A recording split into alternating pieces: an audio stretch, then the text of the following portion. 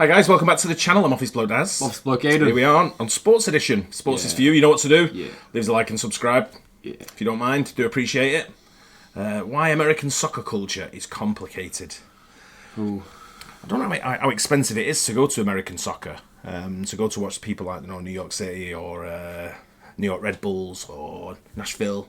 I remember I just saw Nashville there. That's brought up Nashville. Inter Miami might have the most expensive one. Yeah, because I've seen the Club World Cup tickets go on sale this week for the event That that's won't in be the the same USA. as the MLS though. No, but it's bloody expensive. Yeah. Proper expensive seats. But I don't know if that's got anything to do with why it's complicated, but let's get into this. Why American soccer culture is complicated. Every few months, the same kind of video gets posted on Instagram and goes viral. It's a scene of a crowd somewhere in the US. Soccer fans have gathered before a game, young and old, women and men, singing songs and flying flags. One such video was posted by new MLS franchise Austin FC as their organised supporters group Los Verdes performed their corteo, where the fans marched to the stadium displaying their banners with pyro and songs. Drummers led the way as green smoke filled the air, and rainbow flags were everywhere. Gotta admit, Austin playing green, right? Yeah. If I see green smoke at a game in the USA, I'm thinking of Seattle Sounders, right? Aren't they green? Yeah. Yeah. And it's like, that's what springs to my mind straight away. I didn't even know there was a team in Austin, to be fair. New team, mate. New team, Ali. Inside the stadium, a tifo was raised with the words, "Don't mess with the trans Texans." It was a joyous scene, without danger or violence. And yet the video was shared by hundreds of ultra and hooligan social media accounts, and the comments underneath were all of a similar vintage. A mixture of disdain and disbelief. America, stop getting soccer wrong.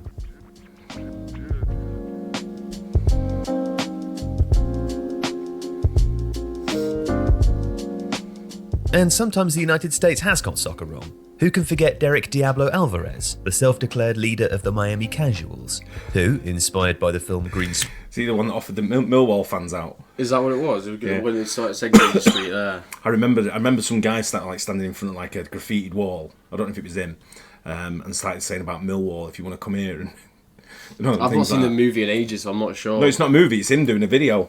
Oh right. But then the Green Street Gang is a movie about soccer hooligans. Yeah. But this was a guy who called them out or something. Oh, like I'm that. not sure. I don't know if it's the same guy. Street hooligans made it his life's work to transplant English casual culture to Florida, recording videos offering fights with hooligans from Millwall, Liverpool, Chelsea, and Lincoln City.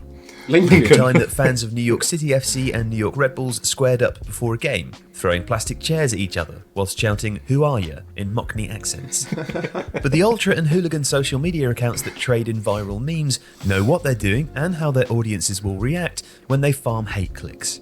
And there is a visceral hatred towards the idea that US ultra culture might actually exist. But it does, and the culture is sweeping American soccer. Take LAFC for example. When the team entered the league in 2018, a fan association was set up called the 3252, the number of seats in their north stand. Wanting to learn from the best, LAFC sent a delegation to Borussia Dortmund in the hope of learning how to best run a team and how to create an atmosphere in a stadium that might rival Dortmund's famous Yellow Wall. Sensing the possible commercial opportunities, Dortmund's back office opened their doors. There are also large ultra groups at Seattle Sounders, Portland Timbers, Atlanta United, Orlando City, and Inter Miami, attracting crowds as large, if not bigger, than many European leagues. There is less anarchy than in the European ultra scene. Groups have to abide by strict league rules when they enter a stadium. Pyro inside a stadium, for example, is a big no-no, and only league-approved pyro can be used under strict conditions. And no political banners are allowed. When MLS's fan code of conduct was introduced in 2019, Portland Timbers fans were banned from flying an iron front flag, a German anti-Nazi flag from the 1930s, because of its political nature. Former NBA legend Kareem Abdul-Jabbar led the outcry. Curtailing the free speech of athletes or fans is not consistent with our vision of sports or our vision of democracy, he wrote, and the league dropped the ban. Toronto FC's Ultras group, the Inebriati, were banned from the stadium in 2018 for one pyro display. The Garden State Ultras had their status as the official support organisation revoked by the New York Red Bulls also in 2018 for behaviour that would pass as normal in a German stadium. Quote, "We understand the regulations concerning flares and smoke bombs," the Garden State Ultras said in a statement posted on Facebook. That's the same as the UK though. You can't take pyros, or you can't take any kind of political flag, or No, I know, yeah. You can't take anything like that. It's, if you go, I mean, at the moment, you know what it's like in the UK. It's probably similar in the USA as well, or wherever you are in the world. There's a lot of Palestinian flags flying around, a lot of demonstrations and stuff like. If you take a Palestinian flag into the ground at City, I can only speak for City. I can't really speak for any other ones, but I assume they're all the same. If you take one into City, that you're right out straight away. No, I've seen like they'll just take the flag down. They won't. Yeah, you'll get a warning. Yeah, and it's because they say like the club hasn't chosen sides or something like that. Yeah, yeah. And we look forward to Red Bull using the footage in more of their promo videos. And last year, the 3252 lost its official privileges at LAFC for lighting pyro before a game, which had to be delayed because smoke was obscuring the pitch. Which begs the question, what prompts the backlash? Now, in part, it's down to the fact that US ultra culture reflects its constituency. Soccer is a more middle-class game in the US, and its ultra scene is far more progressive than in many European countries. Rainbow flags are common, as are female capos, the terrace leaders who lead the chants in the stadiums. Except for parts of Germany and for a few individual examples elsewhere, that is something almost unheard of in the European scene. And there is also a widely held perception that American soccer is corporate and at odds with the ultras' outlaw perspective against authority. When the 3252 went to Dortmund to learn about organising a supporter group... I quite like the name, that, 3252. That's how many seats are in the stand. Yeah. I can't imagine you'd rival Dortmund's yellow wall though. And I think that's a bit of a myth, that yellow wall. We've been there. Yeah, we have. I stood right next to it. No, we weren't. I was stood right next to it, wasn't I? We were on the other side of the stadium. Who did I get in the argument with? He threw the beer at me. It's just some guy next to the away. Oh, was that the what's it? The other side, was it? Ah, okay. It come up on me memories today. Yeah. Like when we were there, so I guess it was like 2 years ago or 3 years ago today. It's definitely like, it wasn't as loud as what we expected when we went, but it's definitely not a myth, I don't think. But we're gonna have the same at City, aren't we? Spurs have got the same. Spurs have got theirs, but our new stand's going to be that same sort of like yellow wall sort of thing. But I don't think if City's the blue same, wall. If it's the same fans that are in that zone right now, it's going to be dead. Yeah, it's going to be shit. Yeah. The club may have opened their doors to them, but the main ultra group, the Unity, refused to meet them. Quote, if the curva in Italy represents Italian society, then the curva in America represents American society. And it represents the complete takeover of football by corporations, said fan culture expert Martino Simsek. Although the 3252 tells another story. Los Angeles is a diverse city. The curva at LAFC has a strong Latino identity, but members have their roots in the soccer cultures of Argentina, Brazil, Colombia and Mexico, to name a few. Many brought the Torcida and the Barras Bravas in South American stadiums with them. And Instagram accounts, like Ultras Barras USA, highlights just how widespread the culture is, often featuring large organised supporters groups not just from MLS, but lower down the leagues, all the way down to the 4th tier of the United Premier Soccer League. Often it highlights tensions between franchise management and supporter groups, as well as highlighting tifos, new chants and pyro displays outside the stadium.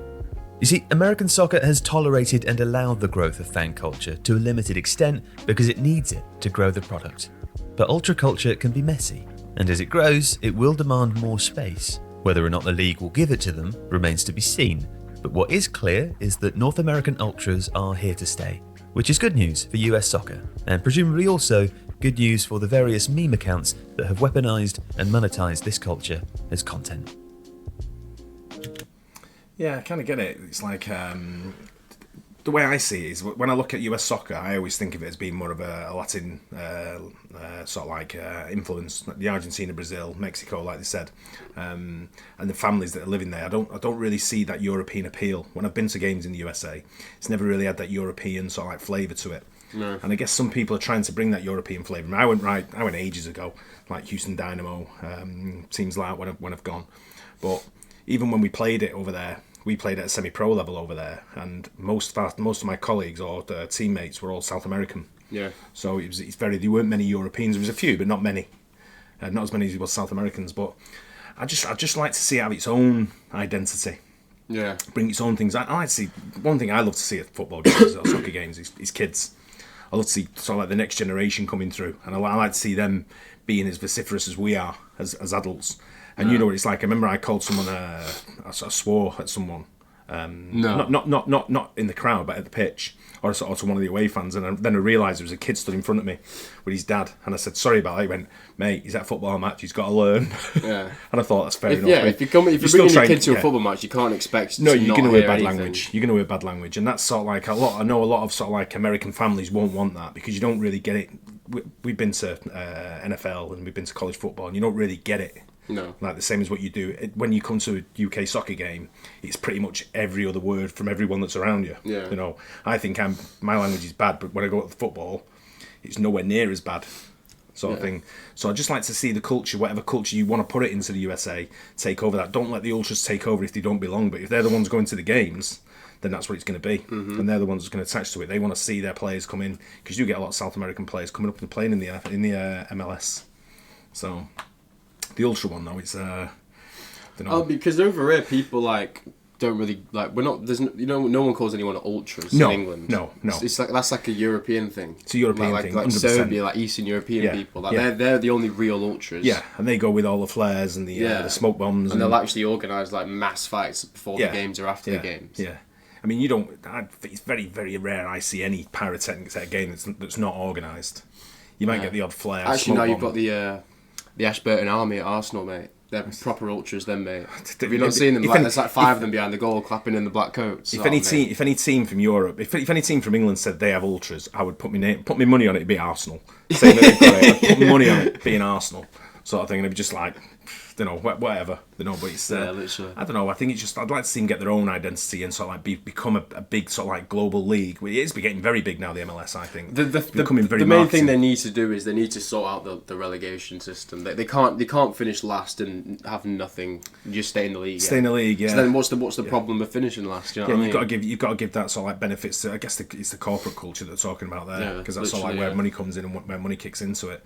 But it's if you could have second teams or teams that are lower down, you could build a team to go and try and get into the MLS from the fourth tier. With a promotion relegation system. Yeah, that's what I'm saying. That's what it should be like. Yeah, you should have, and that make it more competitive. That's what everyone else has around the world. Yeah. So it's they've got to sort of like follow that suit if you want. But yeah, it's interesting thing there. Yeah. Let us know what you think in the comments. Don't forget to like and subscribe as well, and we'll catch you on the next one. Cheers. Cheers.